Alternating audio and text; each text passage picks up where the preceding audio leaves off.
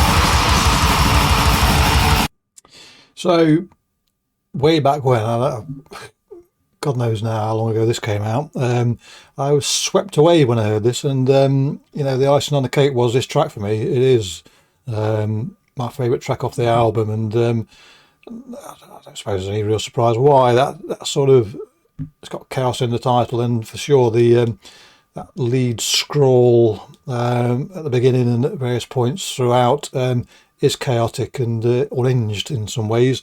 It just sort of rips along. I mean, at this time when this came out, I was sort of what should I say? The music grabbed me the most was fast stuff, and so this album, just by its own construction and composition, would have been enough for me to be happy. But chucking in a track like this as well, it just sent me into a happier place than I otherwise would have been, which would still have been happy. Make no bones about it.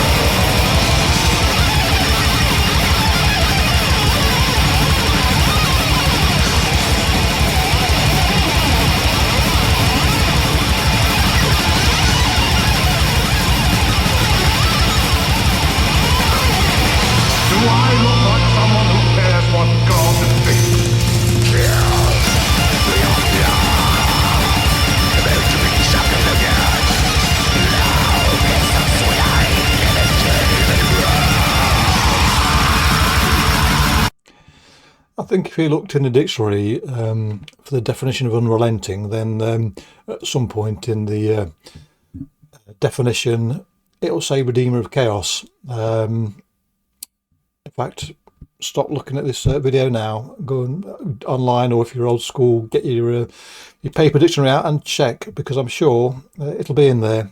I really am sure, no doubt about it. Anyway, so yes, the whole thing is a rush. It just apart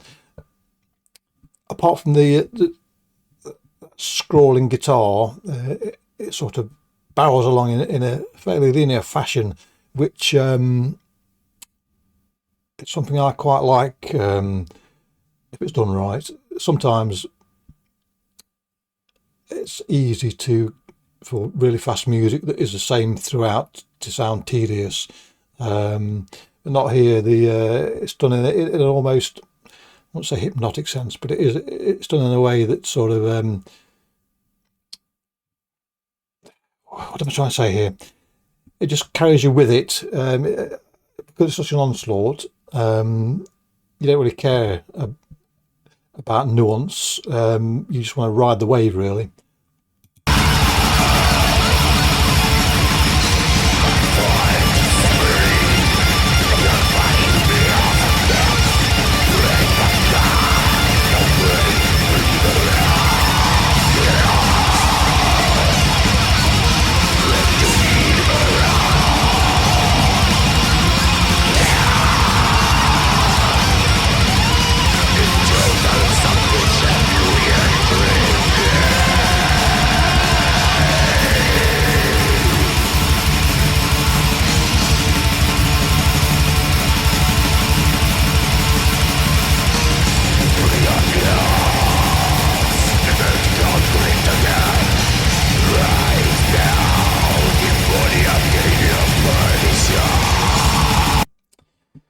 Very often when I don't read reviews of music anymore because I think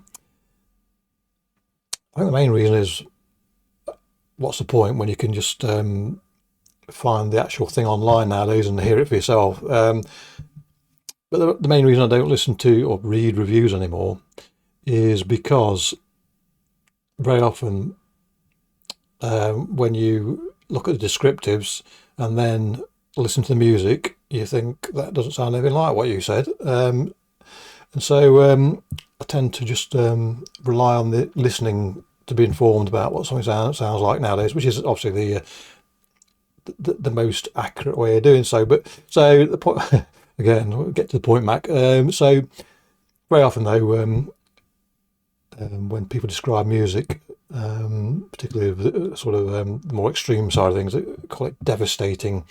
And sometimes I'll listen to this devastating music and I won't be devastated or even get a sense of devastation.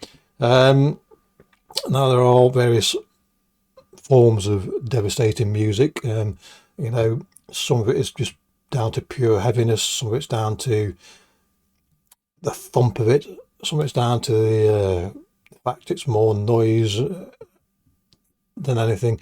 But this is devastating in a sense of, or in a similar manner to, if you wanted to paint a picture, one of those artillery, an artillery volley, or a volley of flaming arrows from medieval times, or just an explosion in the razor blade factory.